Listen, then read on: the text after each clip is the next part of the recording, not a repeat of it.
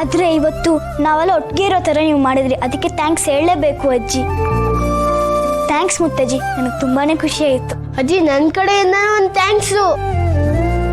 ಇವತ್ತು ನನಗೆ ತುಂಬಾ ಖುಷಿ ಆಯ್ತು. ನೀವಿಬ್ರು ವಯಸ್ಸಿನಲ್ಲಿ ಚಿಕ್ಕವರಾದ್ರು ಬುದ್ಧಿ ಮಾತ್ರ ದೊಡ್ಡದಿದೆ ಕಣೋ. ನಿಮ್ಮಿಬ್ಬರನ್ನ ನೋಡಿ ನನ್ನ ಮನಸ್ಸಿಗೆ ನಿರಾಳ ಆಯ್ತು.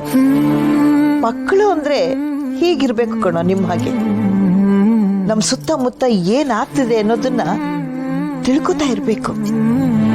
ನಿಮ್ಮ ಅಪ್ಪ ಅಮ್ಮ ದೂರ ಇದ್ರು ನಿಮ್ಮನ್ನ ತುಂಬಾ ಒಳ್ಳೆ ರೀತಿಯಲ್ಲಿ ಸಾಕಿ ಬೆಳೆಸಿದ್ದಾರೆ, ಒಳ್ಳೆ ಸಂಸ್ಕಾರ ಕೊಟ್ಟಿದ್ದಾರೆ. ಇದನ್ನ ನೀವು ಯಾವತ್ತೂ ಉಳಿಸ್ಕೊಂಡು ಹೋಗ್ಬೇಕು.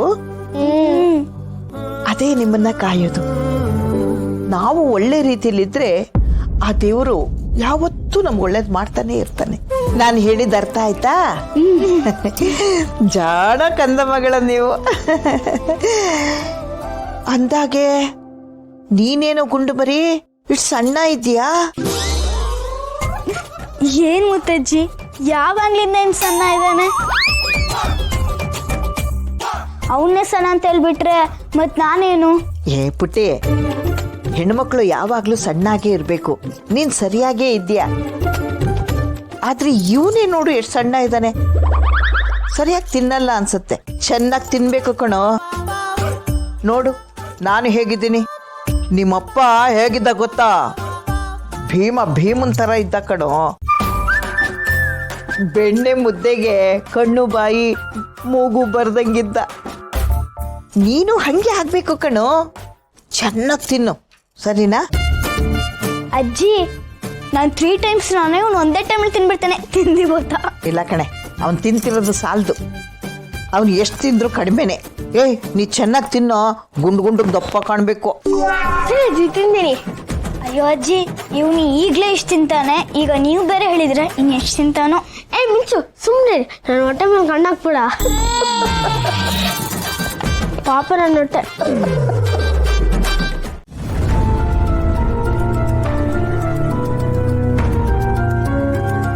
ಏನಪ್ಪಿ ಈ ಟೈಮಲ್ಲಿ ಫೋನ್ ಮಾಡ್ಬಿಟ್ಟಿದ್ಯಾ? ಯೂಶಲಿ ಸಾಯಂಕಾಲ ವಾಕ್ ಟೈಮಲ್ಲಿ ತಾನೇ ನೀನು ಫೋನ್ ಮಾಡೋದು. ಹಾ ಅಮ್ಮ, ನನಗೆ ನಿನ್ನಿಂದ ಒಂದು ಹೆಲ್ಪ್ ಆಗಬೇಕಿತ್ತಲ್ಲ. ಹೆಲ್ಪಾ? ಏನ್ ಕಂದ, ಹೇಳು. ಅಮ್ಮ, ನನಗೆ ಭಾವನ್ ಫೋನ್ ನಂಬರ್ ಬೇಕಿತ್ತು. ಓಹ್, ಅಳಿಯಂದ್ರ ನಂಬರಾ? ಅದನ್ನ ಯಾರ ಜೊತೆನೂ ಶೇರ್ ಮಾಡಬೇಡ ಅಂತ ಕಂಡೀಷನ್ ಆಗಿ ಹೇಳಿದ್ದಾರೆ. ಅವ್ರು ಆ ಕಂಡೀಷನ್ ಮೇಲೆ ನಮ್ಮ ಜೊತೆ ಕಾಂಟ್ಯಾಕ್ಟಲ್ಲಿ ಇರೋದು. ನಾನು ನಿನಗೆ ನಂಬರ್ ಕೊಟ್ಬಿಟ್ರೆ ಆಮೇಲೆ ಅವ್ರು ಬರೋದು ಹೋಗೋದು ಎಲ್ಲ ನಿಂತೋಗುತ್ತೆ ಕಣೆ.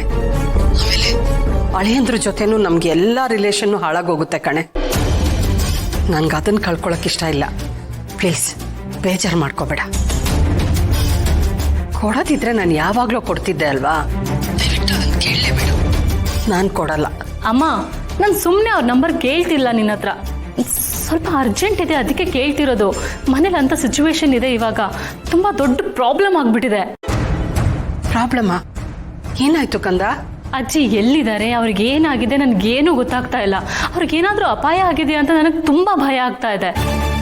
ಶು ಮಧ್ಯ ಇಷ್ಟೆಲ್ಲ ಆಯ್ತಾ? ಹ್ಞೂ ಅಮ್ಮ, ಅಜ್ಜಿ ಎಲ್ಲಿದ್ದಾರೆ, ಏನಾಗಿದೆ ಅವ್ರಿಗೆ ನಮ್ಗೇನು ಗೊತ್ತಾಗ್ತಾ ಇಲ್ಲ. ತುಂಬ ಭಯ ಆಗ್ತಾ ಇದೆ. ಆ ಕಾರಣಕ್ಕೆ ಭಾವನ್ ನಂಬರ್ ಕೇಳ್ತಾ ಇರೋದು. ಭಾವ ಯಾವತ್ತೂ ತಪ್ಪು ತಿಳ್ಕೊಳ್ಳಲ್ಲ.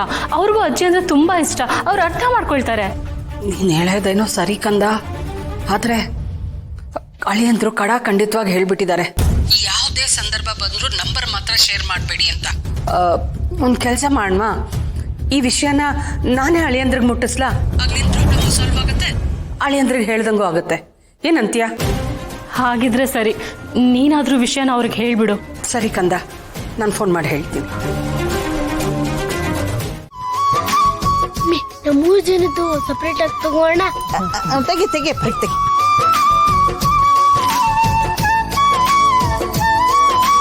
ಆ ತಾಯಿ ಮಗಂದೊಂದು ತೆಗೆದ್ಬಿಡು.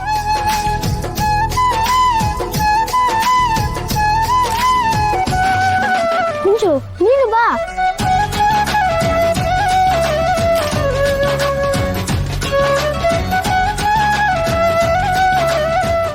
ಭೂಮಿಕಾ ಬಾ. ತೆಗಿಯಪ್ಪ. ಗುಂಡು ಬಾ ನನ್ನ ಪಕ್ಕ ಕುತ್ಕೋ ಕುತ್ಕೋ ಕುತ್ಕೋ.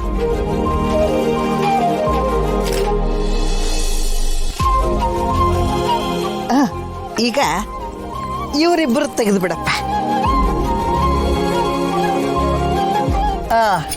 ಏ ಕುತ್ಕೋವ ಕುತ್ಕೋ ನೀನು. ಏ ಪಕ್ಕಕ್ಕೆ ಸರಿಯಪ್ಪ. ಏ ಭೂಮಿಕಾ ಇನ್ ಸ್ವಲ್ಪ ಹತ್ರ ಕೂತ್ಕೋ.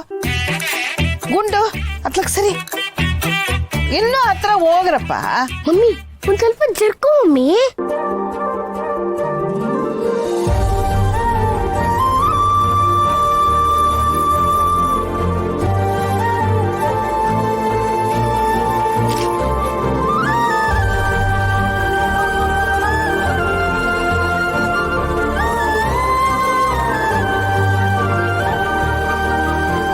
ಏ ಮಕ್ಕಳ, ನಿಮ್ಮ ಅಪ್ಪ ಅಮ್ಮನ ಪಕ್ಕದಲ್ಲಿ ಕೂತ್ಕೊಳ್ರು. ಹೋಗ್ರಿ ಕೂತ್ಕೋ. ತೆಗಿಯಪ್ಪ ಈಗ.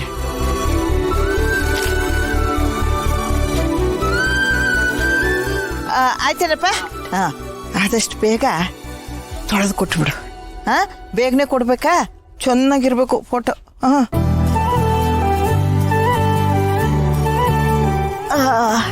ಏ ಮಕ್ಕಳ ಬಂದ್ರೆ ಕೂತ್ಕೊಳ್ಳಿ. ನಿಮಗೆ ಒಂದು ಕಥೆ ಹೇಳ್ತೀನಿ. ಕಥೆನಾ? ಯಾಕತೆ ಅಜ್ಜಿ? ಅದು ನಿಮ್ಮ ಅಪ್ಪ ಅಮ್ಮನ ಮದುವೆ ಕಥೆ.